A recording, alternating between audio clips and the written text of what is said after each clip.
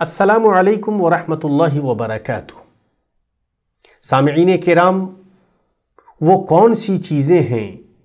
جن سے ہمارا روزہ باطل ہو جاتا ہے، اور خاص طریقے سے رمضان کے مبارک مہینے میں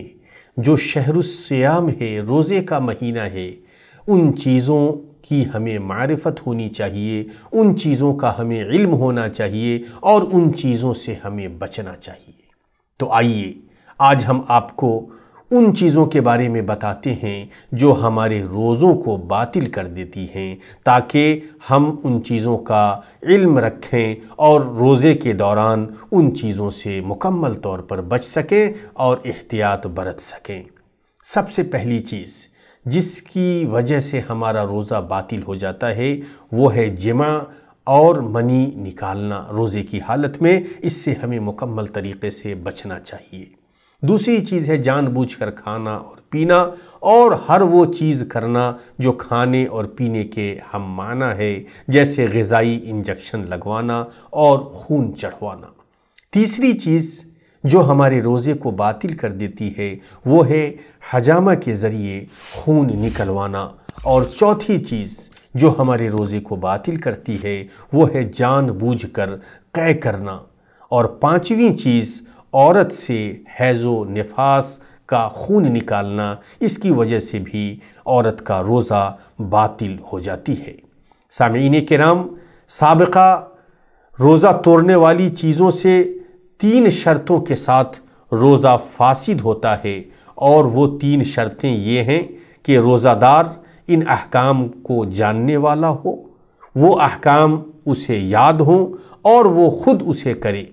سوائے حیض اور نفاس کے، اس لیے کہ وہ خود بخود انسان کے ساتھ، عورت کے ساتھ لاحق ہوتا ہے، اس میں کرنے کی ضرورت نہیں ہوتی ہے، وہ طبعی طور پر اپنے وقت پر یہ دونوں چیزیں خاتون کو لاحق ہوتی ہیں۔ سامعین کرام، روزہ کے دوران جن چیزوں کے بارے میں بہت زیادہ سوال کیا جاتا ہے کہ کیا یہ چیزیں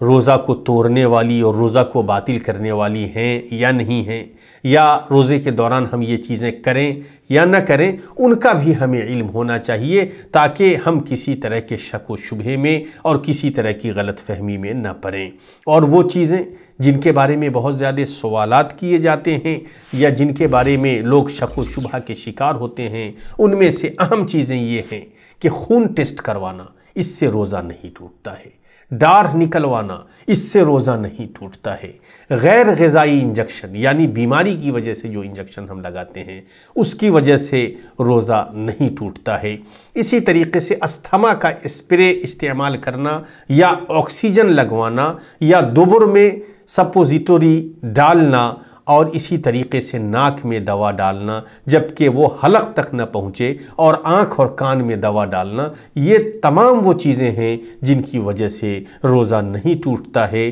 اگر روزے کے دوران ان میں سے کوئی چیز ہم کرتے ہیں تو ہمیں اس بات کے لیے مطمئن رہنا چاہیے کہ ہمارا روزہ محفوظ ہے، ہمارا روزہ باطل نہیں ہوا ہے، ہمارا روزہ ٹوٹا نہیں ہے۔ اسی طریقے سے مسواک کرنا یا ٹوتھ پیسٹ کا استعمال کرنا، اور اس شرط کے ساتھ کہ ٹوتھ پیسٹ کو ہم کسی بھی طریقے سے تھوڑا یا زیادہ نہ گھونٹیں، یعنی اس کے گھونٹنے سے بچتے ہوئے اگر ہم ٹوتھ پیسٹ کا استعمال کرتے ہیں یا بخور استعمال کرتے ہیں، اگر اسے ناک سے نہ کھینچا جائے تو اس صورت میں بھی ہمارا روزہ نہیں ٹوٹے گا۔ اسی طریقے سے اگر احتلام کسی کو نیند کی حالت میں ہو جاتا ہے، یا ناک سے خود بخود خون نکلتا ہے، یا بلغم کوئی نگل جاتا ہے، تو اس سے بھی روزہ نہیں ٹوٹے گا۔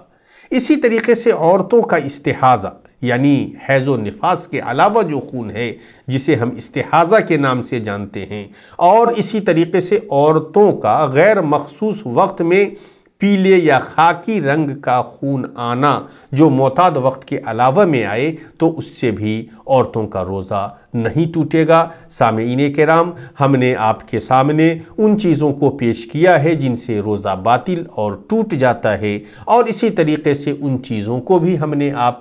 کے سامنے پیش کیا ہے، آپ کو بتایا ہے جو روزے کے دوران اگر ہم کرتے ہیں تو ہمارا روزہ نہیں ٹوٹے گا۔ تو ہمیں روزہ کو باطل کرنے والی چیزوں سے مکمل طور پر بچنا چاہیے، اور جو چیزیں ہمارے لیے جائز ہیں ان کے سلسلے میں کسی بھی طرح کے شک و شبہے میں نہیں پڑنا چاہیے۔ ہم اللہ رب العالمین سے دعا کرتے ہیں کہ اللہ رب العالمین سنت کے مطابق ہمیں روزہ رکھنے کی توفیق عطا فرمائے اور روزہ کو باطل کرنے والی چیزوں سے محفوظ رہنے کی توفیق عطا فرمائے۔ آمین۔ والسلام علیکم ورحمۃ اللہ وبرکاتہ۔